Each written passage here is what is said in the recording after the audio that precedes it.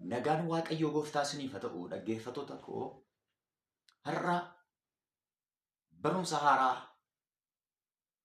mata duree ergaa waldoota torbanii biyya Eeshiyaa keessaa jedhu ilaalla. Ergoota torban Eeshiyaa keessa jiran mul'ata Yohaannis boqonnaa 2 isa jiru irraa kaasneetu ilaalla. Itti galmaaf har'a garuu kutaa tokkoffaasaa itti galmaaf seensaa kan nu ta'u sagalee Waaqayyoo mul'ata Yohaannis boqonnaa 1 lakkoofsa 9 kaasnee dubbifanna. Waliin dubbifanna sagalee kaasnee. Ani Yohaannis obboleessi keessan rakkina keessa mootummaa keessa obsaa Yesuusii wajjin afuu keessas isinii wajjin nan hirmaadha. Dubbii Waaqayyoo duukaa wanta Yesuus dhugaa ba'e duukaas waanan bu'eef biyya bishaan keessaa ishee Phaaximoo jedhamtu tokkotti nan geeffame. Guyyaa Gooftaa jedhamee beekametti ani hafuuraan guutameen booddee kootiin sagalee guddaa sagalee malakata fakkaatu tokko nan dhaga'e. Sagalichi waan argaa jirtu akka inni macaafa ta'utti caafi. Isas waldoota kiristaanaa mandara Efesoon, mandara Smirnaa, mandara Phergaamoon, mandara Tiyaatiraa, mandara Saardees, mandara Filaadelfiyaa, mandara Loodeeqiyaa jiraniif torbaniif ergi jedhe. Ani sagalee dhageen isanatti dubbatu ilaaluudhaaf galagale. Yommuun galagalee baattuu ibsaa warqee irraa hojjetame 7 nan arge. Baattuuwwan ibsaa sana gidduu immoo ilma namaa kan fakkaatu tokko uffata gadheeraa miila bira ga'u uffatee wanta akka hidhata warqeetiin qooma isaa hidhatee ture. Rifeensi mataasaa akka rifeensa hiddamaa yookiis akka cabbii calaqqisa. Ijji isaa akka barbadaa ibiddaati. Miilli isaa akka sibiila diimaa boolla ibiddaa keessatti baqfamee tuuti. Sagaleen isaas akka sagalee huursaa bishaan baay'eeti. Harka isaa mirgaa keessa urjoota 7 qaba. Afaan isaa keessaa billaa qara qabeessa gara lamaan qarametu ba'a. Fuulli isaa akka biiftuu saafaa ifamedha. Galanni Waaqayyoo haa ta'u. Sagalee jiraataa kana, sagalee mi'aa kana akka nuti dubbatuuf Waaqayyoon kadhannu. Yaa Waaqayyoo galanni siif haa ta'u. Yeroo mijataa yeroo bareedaa kana waan nu laatteef si haa galatu. Nama dhaggeeffataa kana jiru kana eebbisi. Gurra qalbii isaa saabbani. Sagalee kanaan haa jijjiiramu. Sagalee kanaan haa geeddaramu. Ergamoonni seexanaa kam iddoo jiranitti haa hidhamani. Samiin nurratti banamu. Maqaa Gooftaa Yesuus hojjetaa keessa qulqulluu sanaan. Ameen. Egaa itti galmaadhaaf mee waa'ee obboleessa keenya Yohaannis waan xinnoo isinitti meetanii sagalee Waaqayyoo isinii qooda. Yohaannis eenyu isa jedhuudhaaf? Yohaannis ilma Zabdiyoos obboleessa Yaaqoob laga Galiilaatti utuu qurxummii qabuu kan waamame. Umuriidhaan bartoota keessaa Yohaannis waggaan isaa 18 jedhu namoonni yeroo barreessan yeroo isaan umurii xiqqaa kan qabu dargaggeessi Yohaannisidha. Bartoota keessaa. Gooftaa Yesuusitti baay'ee maxxana. Yeroo inni taa wajjin bukkee taa'ee qoma Yesuusitti maxxanee taa'a. Kanaaf akka jedhee barreessa Yohaannis ofuma isaatii bartuusa Yesuus jaallatuutiin jedha. Bartoota keessaa Yesuus addatti jaallatu. Iccitii baay'ee isa bartoonni sodaatan Yesuusitti jedhee gurra isaatti kan gaafatu Yohaannis. Kanaaf wantoota adda addaa kan Maatewos hin barreessine, kan Maarqos, Luqaas hin tuqne iccitii baay'ee kan barreesse Yohaannisidha. Yohaannis ergaa gurguddaa fudhatee barreesse. Wangeela Yohaannis wangeela addaati. Ergaa Yohaannis 1, 2, 3. Mul'ata Yohaannis 5ffaan mul'ata Yohaannis kana jechuudha. Mul'ata Yohaannis macaafa raajii jedhama kakuu haaraa keessatti. Macaafa raajii kana ilaalla gaa. Yohaannis akkas jedha gaa. Yohaannis akkas jedha. Gooftaa Yesuus Kiristoosiif dhugaa waan hin ba'eef. Gooftaa Yesuus Kiristoos in fayyisa jedhee waan hin dubbadheef. Yesuusitti qabamee waan hin jiraadheef. Biyya bishaan gidduu Phaaximoo jedhamti na geessanii jedha. Waa'ee Phaaximoos innoo si'itti mun barbaada. Phaaximoo isheen jedhamtu kun magaalaa Efesoon bukkee Haayijaansii galaana Haayijaan jedhamu yookaan bishaan Haayijaan jedhamtu keessa kan jirtu dasseetii yookaan immoo biyya bishaan keessaati Phaaximoon kun. Phaaximoon kun qorra hamaa qabdi. Cabbiidha. Bineensaan guutuudha. Jawween achi jira, naachi jira, wantoonni nama nyaatan baay'een achi jiru. Yohaannis obboleessi keenya akkeedha. Waan rakkina keessan keessaa hirmaadhee jedha waldoota kanaan. Rakkina inni jedhu salphisee isinitti hima. Yohaannis akkuma yeroo sana bara Neeroo keessa, bara Doomeeshiyaa keessa, bara Tiriijaan keessa kan inni du'e, kanaaf bara Neeroo mooticha gara jabeessa isa Phaawulosiin mormatti kute, isa Phexrosiin fannise, bartoota gooftaa gara caalu kan ajjeese, amantoota leenca beela'eef kennaa kan ture, amantoota ajjeesaa kan ture, dhiiga isaanii dhoqqeetti bulbulaa kan ture, bara Neeroo keessa wangeela lallabate. Bara sana keessa Yohaannis reebamee dadhabame, tumamee dadhabame, anni isaa ciccitee hamma foonsaa wajjin wal gadhiisutti reebanii dadhabanii Yesuusin hin dhiisu gaafa inni jedhu. Mootiin Demooshiyaa jedhamu kun immoo zayita danfiseetu Yohaannisin gooftaa dhiiftamu, Yesuus Kiristoos jettu kana dhiistamu jedhee zayita danfaa keessa gaafa inni buusu.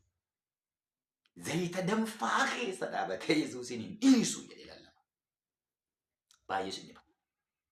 Achii fuudhanii zayita danfaa keetti gaafanii du'uu didu, amma immoo doqorraa geessanii anna ciccitee kana lafarra gangashanii bitetti jedhe amma foonsaa irraa cuutti reebanii dadhabanii namichi du'uu dinnaan gidiraa amaa kanaan du'uu dinnaan dhaqaniitu iddoo mana hidhaa yeroo sana iddoo baay'ee hamaa jedhamu nama haadu jedhameetti murtaa'e harka isaaniitiin ajjeesuu nama jibban dhaqanii achitti gatu. Kanaaf dhaqaniitu Yohaannis gaafanii du'uu didu namarraa adda isa baasuudhaaf akka inni kana booda waa'ee Yesuusin namatti hin himneef bineensi nyaatee achitti ajjeesu qorraa ajjeesu jedhaniitu dhaqaniitu nama giddii deemu kan fuudhanii Phaaximotti gatan.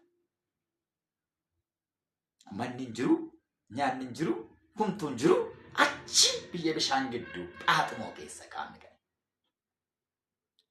Achi keessa taa'ee hafuuraan guutame. Guyyaa gooftaa sanatti, guyyaa sanbataa yookaan guyyaa du'aa ka'uu gooftaa ta'uu danda'a. Guyyaa gooftaatti an hafuuraan guutameeta sagalee malakataa dhagaye. Waaw! Lafa namni nama gatetti nama barbaada. Lafa biyyi nama gatetti nama barbaada. Lafa du'aaf jireenya gidduutti ciisanii madaa kurkufatan, madaa ofiitti rakkatan, lafa miiqatan keessatti Yesuus nama barbaada. Yohaannis utuu achitti gatamee jiru Yesuus Kiristoos mul'ata guddaa kana baatee dhufe. Barri inni barreesse bara 90 keessa. Naannoo 96. Naannoo 96. Kanaaf dulluma isaa keessa gidiraadhaan akka inni du'uudhaaf achitti gatame. Achitti mul'ata isa bara baraa. Mul'ata eenyu nagarre. Mul'ata isa ganaa dhaloota ganaadhaaf ta'u Yohaannis itti fidee dhufe Yesuus Kiristoos. Gidiraa sana keessa taa'ee utuu kadhatu hafuura qulqulluudhaan guutame.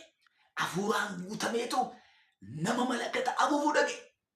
Galagalee gaafan dudduuba koo laalu ilma namaa kan fakkaatu arge jedha. Haalleluuyaa. Ilma namaa kan fakkaatu dudduuba kootti arge. Ilma namaa kan fakkaatu arge. Baattuu ibsaa warqeerraa hojjetame 7 arge jedha. Baattuu ibsaan kun immoo gara gadiitti hiikameera. Baattuu ibsaa kan jedhamu kun waldoota kiristaanaati. Ibsaan sun immoo Yesuus Kiristoos. Baattuu ibsaa kana gidduu ilmi namaa utuu deddeebi'uu arge jedha. Waaw! Waldoonni sun waldoota 7dha. Waldoota Eeshiyaa keessa jiran kan akka Efesoonfaati, Simirnaafaati, Saardees, Filaadelfiyaa, Pergaamoon, Loodeeqiyaa warra jedhaman kana.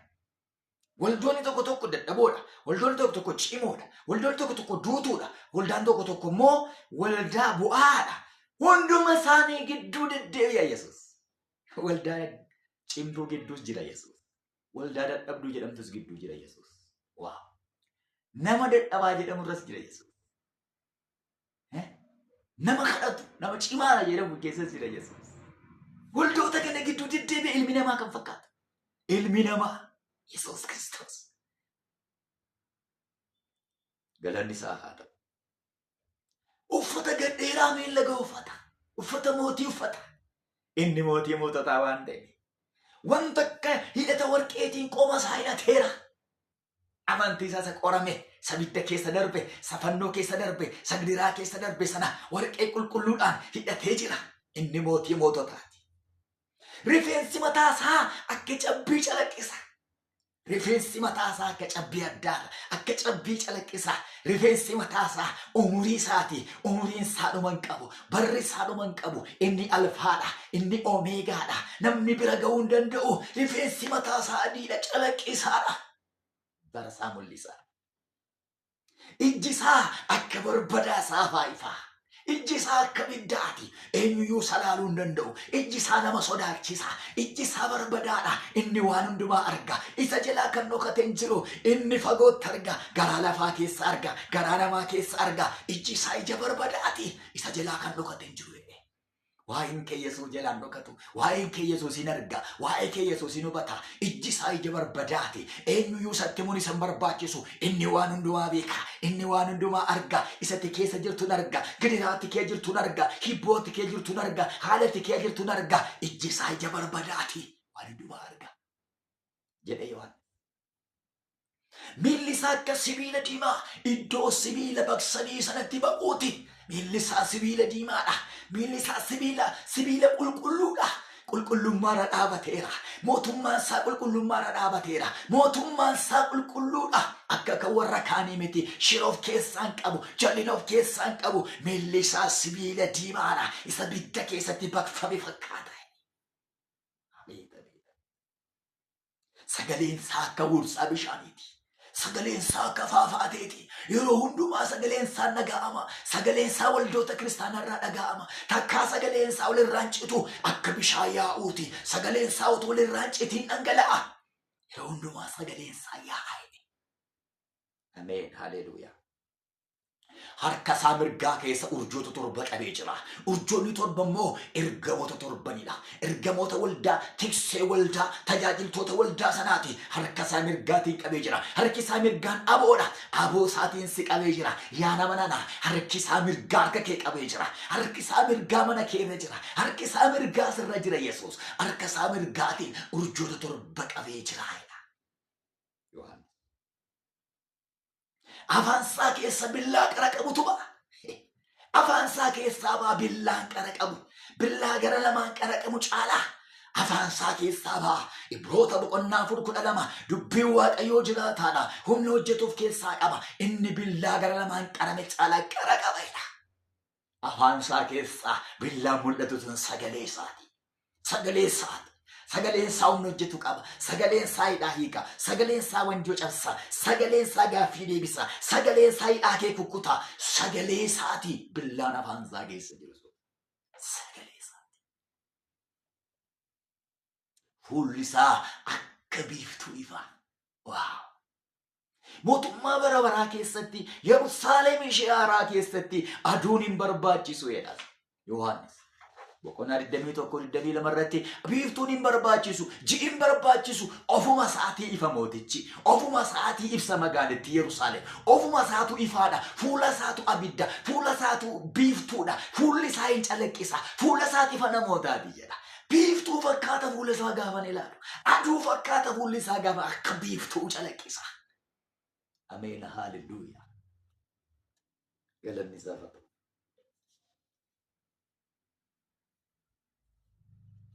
Yohaannis Aaximoo keessa taa'ee kan arge. Aaximoo keessa taa'ee kan arge. Egaa Yohaannis ergaa waldoota torbanii kana iddoo gurguddaa sadiitti qooda. Waldoonni torba san tokko warra ciminaaf hanqina qaban. Ciminas qabu, hanqinas qabu. Isaan kun eenyu faadha? Eenyu faadha isaan? Efesoon cimina qabdi, hanqinas immoo qabdi. Gaarummaa qabdi, yarummaas immoo qabdi. Waldaan Pergaamoon cimina qabdi, hanqinas qabdi. Akkasumas tiyaatiraan illee cimina qabdi, hanqinas qabdi. Waldaan Sardes cimina qabdi. Waldaa duutuu jedhamtu cimina immoo qabdi, warra uffata adii uffatan qabdi. Waldoonni arfan kun Efesoon, Pergaamoon, tiyaatiraa, Sardes kan jedhaman kun ciminas qabu, hanqinas qabu. Komatamaniiru, galateeffatamaniiru. Lammaffaan waldaa Filadelfiyaaf Simirinaati.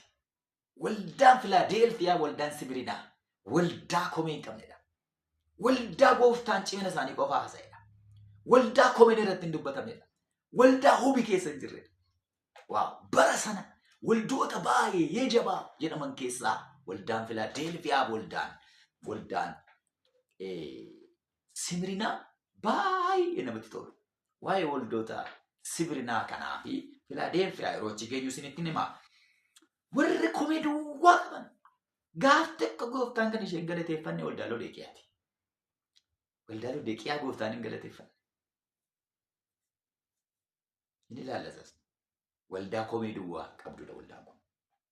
Egaa qabiyyee waldoota torbanii tokkoffaa ulfina isa ergee dubbata.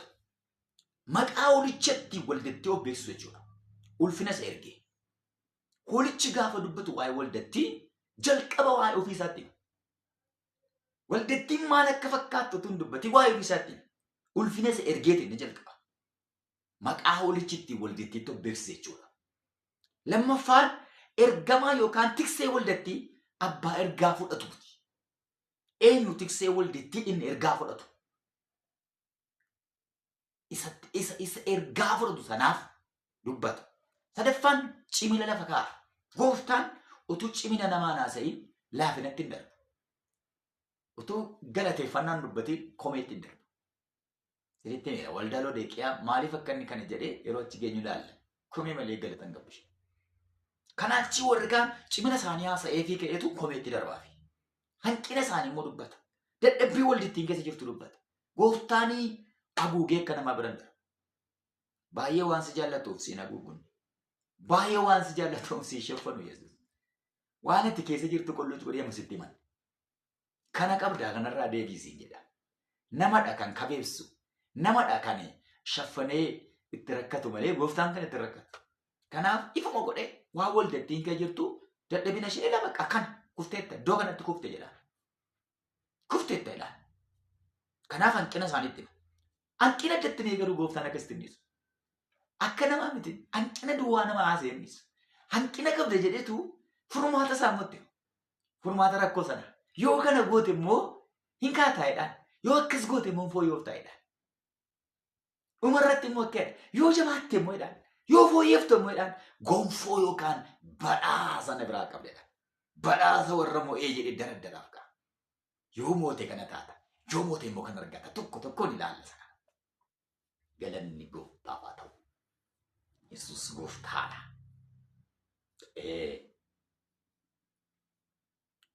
Mul'ata Yohaannis kana yeroo qo'annu akka namoonni baay'een sodaatanitti hin qo'atina. Akka namoonni baay'een sodaatanitti hin ilaalina. Mul'ati Yohaannis yoo dubbistan, mul'ati Yohaannis yoo qo'attan, mul'ati Yohaannis namoota baran irraa yoo barattan baay'ee kitaaba namatti toludha. Baay'ee dhugaa. Mul'ati Yohaannis jireenya koo geeddareera. Mul'ati Yohaannis ilaalcha koo geeddareera. Mul'anni Yohaannis qo'achuun jireenya koo kompiliitilii geeddare. Karaa koo geeddare. Tajaajila koo geeddare. Bara koo geeddare. Singorsa yaa nama nana. Akka namoonni kaan mul'ata cufamaadha jedhetti ilaalina. Cufamaa miti. Raajiin Daani'el cufaadha. Cufii kaayee jedhe gooftaan. Mul'ata Yohaannis garuu iddoo tokkotti cufaadha jedhu. Iddootti balballi baname dhabne. Iddootti maatamni baname dhabne. Iddootti firdii mul'atu. Iddootti seexanni firdii fudhatudha. Dhaggeeffadhu maaloo. Mul'ata Yohaannis dubbisuu keessanii maal fayyadamtu? Barachuu keessanii waan isin fayyadamtan isinitti munumarratti. Namni mul'ata Yohaannis qo'atu. Ani inni fayyadamu waa'ee baraa beeka. Waa'ee barootaa bara. Barri kun maal akka ta'e mul'ata Yohaannistu lafa siigaa. Mul'ata Yohaannis gaafa qottu immoo Daani'el si geessa. Daani'eliif mul'ata Yohaannis wal ilaalu waan ta'eef boqonnaa 7 kaasee. Daani'el boqonnaa 7 kaasee isa jiruu fi mul'ata Yohaannis hariiroo walii waan qabaniif mul'ati Yohaannis Daani'elin si hiika. Sachi dhaqee si hiika. Rifferii walitti godhu isaan. Rifferii wal godhu jechuudha. Gaanfa 10 isa qabu isa kanatti dhufee hiika. Bineensicha isa dubbatu isa kanatti dhufee hiika. Sabaanyaaf subaa'ee 70 mul'atatti dhufee si hiika. Kanaaf mul'ata Yohaannis gaafa qo'attu waa'ee barootaa barta. Waa'ee bara dhumaa barta. Burjaajii kee abaata. Kan biraa mul'ata Yohaannis gaafa qo'attan waa'ee jireenya bara baraa argita. Waa'ee Yerusaalem ishee haala argita. Waa'ee abdii badhaasa warra mo'anii argita. Yesuus Kiristoosin argita. Yesuus wangeelota keessatti hoolaa ta'ee dhufe. Qalamuusaa argine, fannifamuusaa argine, reebamuusaa argine, itti tufamuusaa argine. Mul'ata Yohaannis gaafa bannee amma dubbisnu garuu isa jabarbada argine. Isa eenyutti isinni argine. Mul'ata Yohaannis boqonnaa 5 gaafa laaltu immoo leencichi gosa Yihuudaa argita. Leencatti eenyutu siqa gaafa sana. Gaafa Yesuus dhufu akka maamiti hoolaa ta'ee dhufa miti. Leenca ta'ee dhufa Yesuus. Leenca ta'ee dhufa. Warra isa ajjeesa irratti faraduudhaaf. Warra isa waraana irratti faraduudhaaf. Seexana sana qabee qileetti darbachuudhaaf dhufa. Argitee mul'ata Yohaannisiin gaafa dubbattu adabamuu seexanaa agarta. Adabamuu seexana. Gaannamitti darbatamuu seexana. Leencichi gosa Yihuudaa seexana irra jedhee mo'achuusaa argita. Mul'ata Yohaannis gaafa dubbistu mootummaa waggaa gumaa argita. Yesuusii wajjin jiraachuu, Yesuusii wajjin mo'uu, Yesuusii wajjin lafarratti jireenya qajeelaa jiraachuu, jireenya hawwatu sana jiraachuu mul'ata Yohaannis keessaa argita. Mul'ata Yohaannisiin gaafa bantu firdii bara baraa argita. Qulqulloonni gaafa isaan ol qabaman, qajeelonni gaafa isaan badhaafaman gonfoo, firdii warri jal'oonni gaafa firdii fudhatan, seexanaa wajjin gaafa adabaman, warri hadha nuti toleera jedhan sun gaafa isaan qileetti darbataman argita. Mul'ata Yohaannis gaafa bantu. Mul'ata Yohaannis dubbisuun, mul'ata Yohaannis barachuun, mul'ata Yohaannisiin ilaaluun kiristaanotarraa baay'ee barbaachisaadha. Baay'ee. Kanaafan si jajjabeessa. Adarana duukaa bu'i. Irraa kaasnee mul'ata kana qo'anna. Mul'ata kana manaa galeensi ibsa. Maaddii waaqarraa sabskraayibii godhi. Laayikii godhaa, sheer godhaa namootaaf. Nama baay'ee bira akka ga'u naa godhi. Sagalee Waaqayyoo na duukaa lallaba, na duukaa hojjedha. Waaqayyo gooftaan nu gargaara. Kutaa lammaffaa waa'ee waldaa Efesoon yeroo itti itti fufnaa. Nagaan Waaqayyo Abbaa, Waaqayyo Ilmaa, Waaqayyo Hafuura Qulqulluu hunduma keessanii wajjin haa ta'u nagaa.